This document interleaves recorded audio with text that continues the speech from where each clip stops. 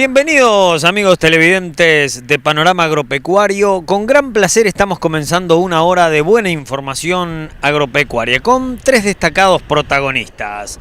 Vamos a hablar más allá de la agropecuaria, de la situación económica del país. ¿Cómo ve el presidente de la Bolsa de Valores de Montevideo la economía de este Uruguay del 2019? Vamos a dialogar con Ángel Urraburu, representante de esa importante casa de inversiones, de finanzas en definitiva, porque allí van ahorristas a la Bolsa de Valores a colocar dineros, buscando también dinamizar de alguna manera la productividad en el país, aunque hoy no es una elección que se toma por parte de la mayoría de los ahorristas. La idea hace unos años era que la plata que los uruguayos logren ahorrar se pueda transformar en empresas o en generación de fuentes laborales a través de la Bolsa de Valores. Pero eso no ha dado gran resultado hasta el momento. Vamos a hablar inclusive de la empresa UAG, que se acaba de retirar de la Bolsa de Valores de Montevideo, según asegura el presidente de la Bolsa. Y también vamos a hablar sobre el mercado ganadero.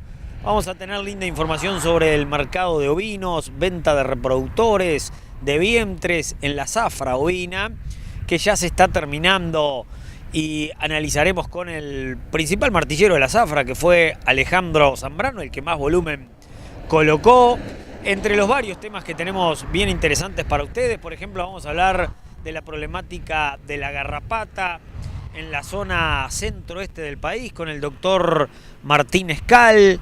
Vamos a hablar también de otros temas vinculados a la agropecuaria con el veterinario en una muy linda entrevista que ya comenzaremos a disfrutar.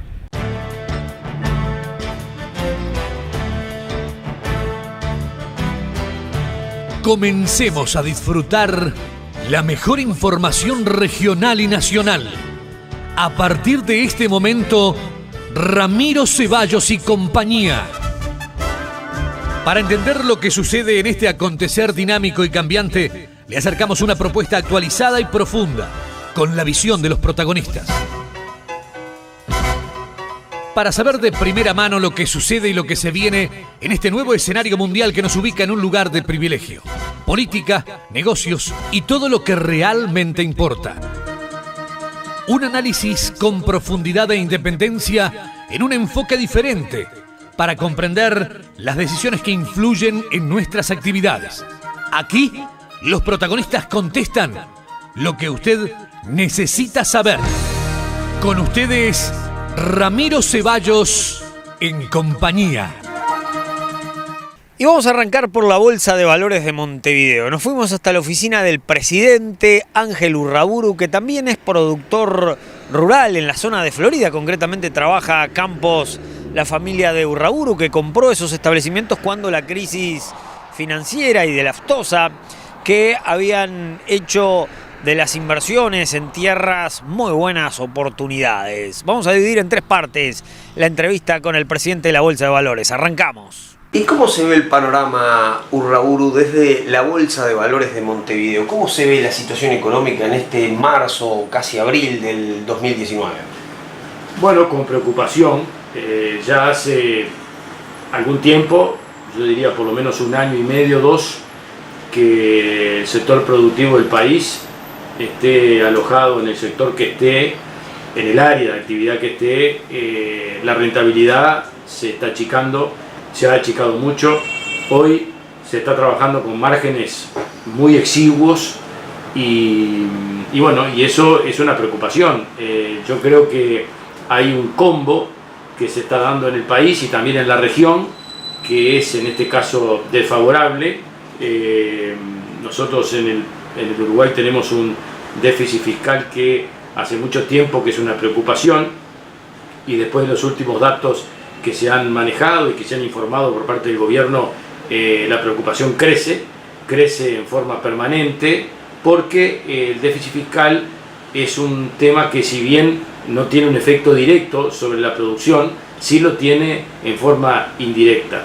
Y el déficit fiscal hay que solucionarlo en algún momento de forma definitiva, porque en última instancia nosotros estamos pensando que está en riesgo el investment grade del país.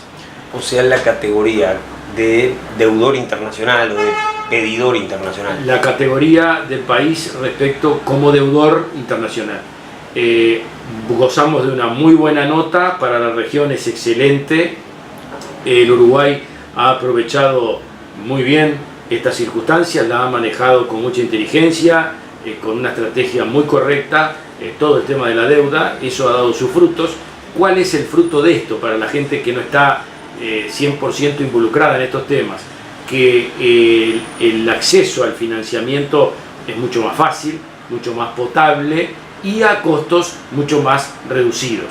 Esto es un hecho que significa que el país, por servicio de deuda, por intereses, por plazos, accede al financiamiento a un costo claramente menor, siendo investment grade. Si no lo es, las tasas de interés que el país debe pagar cuando va a endeudarse al exterior crecen y por lo tanto eso retroalimenta el propio déficit fiscal. Claro, ¿qué es déficit fiscal para usted? Porque hay distintas visiones sobre la situación del país hoy. El déficit fiscal es la diferencia entre los ingresos y los egresos del Estado, a la cual se incorporan el servicio de deuda, que son toda la carga de intereses que paga no solamente el Banco Central con sus emisiones, sino también el gobierno con su título de deuda más a largo plazo. Pero no se ponen de acuerdo sobre cuál es la posición del país. El ministro, si bien ha aflojado, entiende que no es grave. Hay una definición por parte del gobierno que se ha escuchado en todos estos últimos tiempos, vinculada a que el problema del déficit fiscal se reduce al problema del financiamiento. Ellos sostienen que el déficit fiscal es algo a tener en cuenta en forma exhaustiva, siempre y cuando las fuentes de financiamiento no estén disponibles.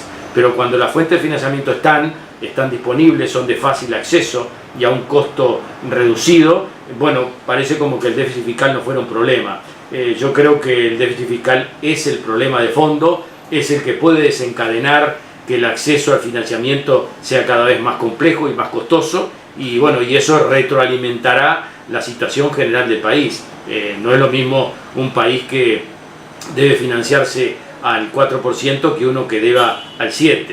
Pero hasta ahora ese no es un drama en Uruguay, quizás hasta ahí la va ganando el ministro Astori, pero en el bolsillo del empresario no se nota eso. No, en el bolsillo del empresario, en el bolsillo del empresario se nota que entra cada vez menos y que la rentabilidad es, como yo decía al principio, exigua. Pero el país se ha posicionado bien económicamente en base a que toma créditos y créditos, pero el empresario no tiene esa facilidad, no tiene el mismo grado, vamos a decir, por lo que está complicado.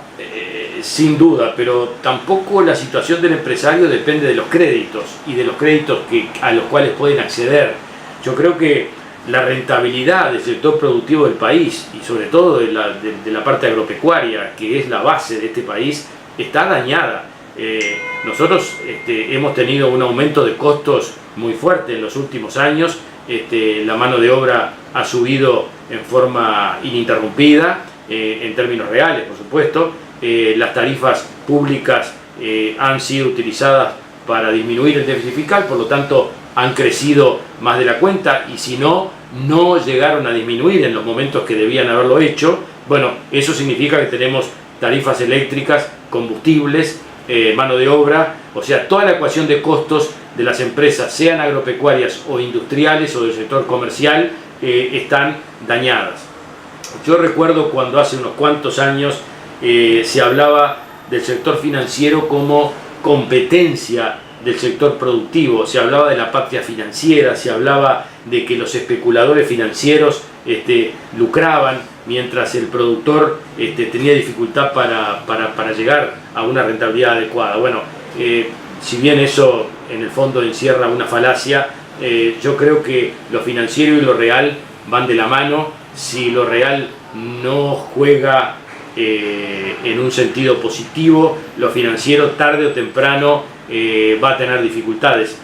Pero lo que sí está claro en este momento es que producir en este país genera mucho menos rentabilidad que colocar el dinero en bonos o en letras de regulación monetaria del Banco Central. Y los años pasan casi sin darnos cuenta. 13 años de aquel enero 2006, donde de la mano de Don Wilson comenzábamos a recorrer el camino de la intermediación. el legendario local Gijena, referente regional en el mercado de haciendas, fue nuestra segunda casa. Y como siempre, se busca la querencia. Volvemos. Sí, volvemos.